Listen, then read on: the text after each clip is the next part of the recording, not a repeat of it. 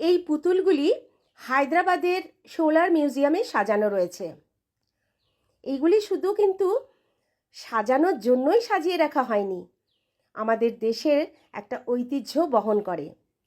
তখনকার দিনে সমাজ ব্যবস্থা, সংস্কৃতি কিভাবে পরিচালিত হতো তার একটা সম্পূর্ণ ধারণা হয়ে যাবে এই পুতুলগুলি দেখলে।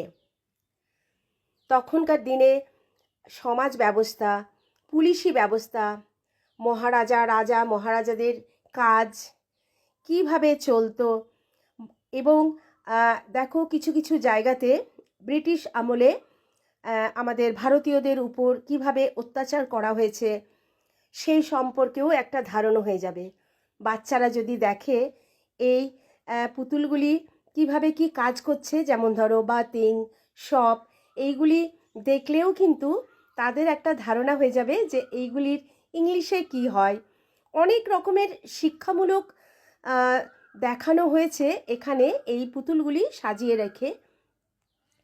তো তোমাদের কেমন লাগলো ভিডিওটা বলো কিন্তু, আমার তো খুব ভালো লেগেছে, তাই তোমাদেরকে শেয়ার করলাম।